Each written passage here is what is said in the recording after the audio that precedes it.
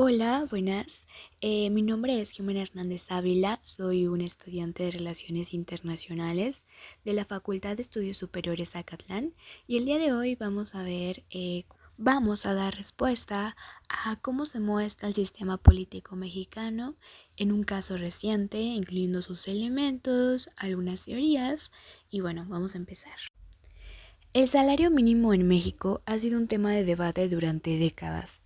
En 2025, el gobierno anunció un nuevo aumento del 12%, llevando al salario mínimo de 248.93 a 278.80 pesos diarios en la mayor parte del país. Pero, ¿cómo se tomó esta decisión? ¿Qué papel juega el sistema político mexicano en este proceso? Para entender este caso, analizaremos el aumento del salario mínimo a través del modelo de David Easton, la teoría de sistemas y la especificidad del sistema político mexicano.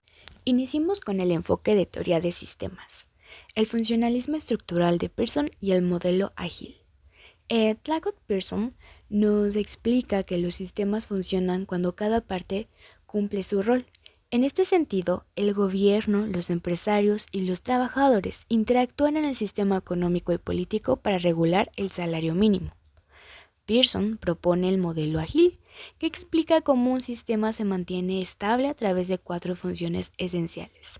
La primera es adaptación.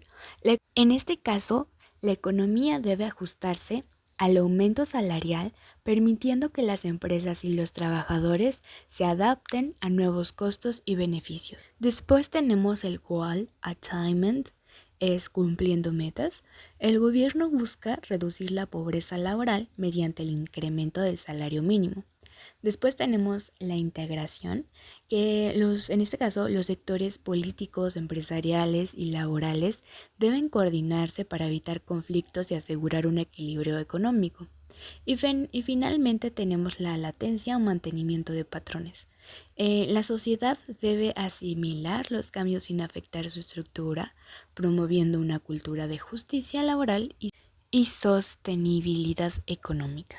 Después tenemos los sistemas abiertos, que son los sistemas políticos que no operan de forma aislada, sino que interactúan con su entorno, que son los actores internos y externos. México es un sistema político abierto, lo que significa que recibe influencias externas como las recomendaciones de organismos internacionales y la competencia económica con otros países.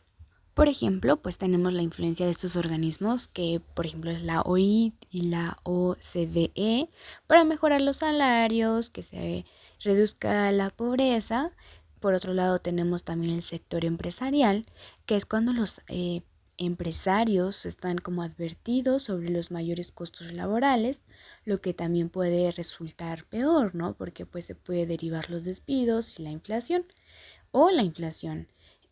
Bueno, también tenemos un impacto en la inversión extranjera. Esto quiere decir que un mayor salario puede hacer que México sea menos competitivo en mano de obra barata, afectando la inversión de ciertos sectores. En conclusión, el aumento del salario mínimo no es una decisión que se tome de manera unilateral, sino que responde a las interacciones dentro de un sistema abierto, donde diferentes actores ejercen presión e influyen en la política económica. Pasemos al siguiente tema, que es el esquema para el análisis político. ¿Cuáles son las categorías para este análisis? Como tal, el sistema político es un conjunto de instituciones, normas y procesos que regulan la toma de decisiones dentro de una sociedad. Su función es gestionar los conflictos y distribuir los recursos. Para analizar el impacto del aumento salarial, usamos el enfoque de David Easton, que divide el sistema político en tres elementos principales: los inputs, que son en este caso las exigencias de sindicatos, trabajadores y organismos internacionales; el procesamiento, en este caso son las decisiones del Ejecutivo sobre el salario mínimo; los outputs, que son el decreto del aumento salarial y sus efectos en la economía; y finalmente el feedback, que son las reacciones de los empresarios, de los inversionistas y de los trabajadores a este aumento. Pasemos al siguiente tema, que es la especificidad del sistema político mexicano. Sistema presidencial mexicano, el subtema, y bueno, tenemos que México tiene un sistema presidencialista donde el presidente de la República concentra el poder de decisiones en políticas económicas y sociales. A diferencia de un sistema parlamentario, donde el primer ministro depende del Parlamento, en México el presidente tiene facultades directas para regular temas laborales como el salario mínimo. En este caso, el aumento del salario mínimo en México es decidido por la Comisión Nacional de los Salarios Mínimos, CONASAMI, un órgano tripartito compuesto por gobierno, empresarios y trabajadores. Aunque el Congreso no aprueba directamente esta medida, el Ejecutivo influye en la decisión. Ahora bien, si te preguntabas por qué la propuesta del presidente de aumentar el salario mínimo no pasa por el Poder Ejecutivo, es porque en sí, en la Constitución y la legislación laboral delegan esta función a la CONASAMI, un órgano que ya habíamos platicado antes, que evalúa y determina los ajustes salariales.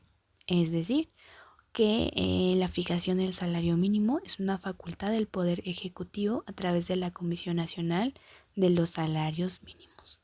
Esto lo podemos encontrar en el artículo 123, apartado A, fracción sexta de la Constitución mexicana, que establece que los salarios mínimos serán fijados por la CONASAMI, que integrada por representantes del gobierno, empresarios y trabajadores. Sin embargo, en un sistema parlamentario el proceso sería diferente.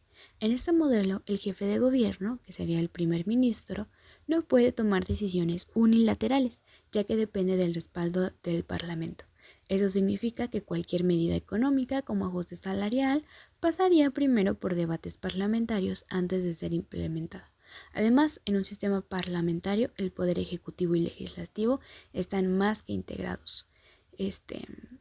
Lo que permite que las decisiones sean más consensuadas, pero también pueden cambiar más rápido dependiendo de la composición del Parlamento.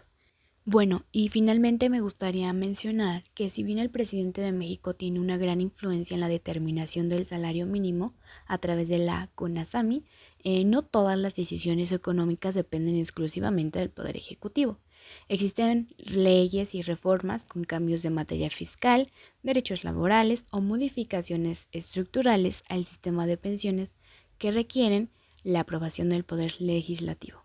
En estos casos, tanto la Cámara de Diputados como el Senado deben debatir, modificar y votar las iniciativas antes de que se puedan convertirse en ley, asegurando un equilibrio en la distribución del poder dentro del sistema político mexicano. Y así en muchísimos más aspectos que no solamente se enfocan en el aspecto económico. Y como conclusión nos hacemos la pregunta, ¿cómo refleja este caso el sistema político mexicano? Bueno, el aumento del salario mínimo en 2025 es un ejemplo de cómo opera el sistema político en México. El modelo de David Easton nos permite analizar cómo se generan las decisiones políticas desde las demandas hasta los efectos finales. Y finalmente, el presidencialismo otorga al Ejecutivo una gran capacidad de decisiones en temas económicos, agilizando la implementación de políticas públicas. Con esto finalizamos el video. Las fuentes de información se encuentran en la descripción. Muchísimas gracias.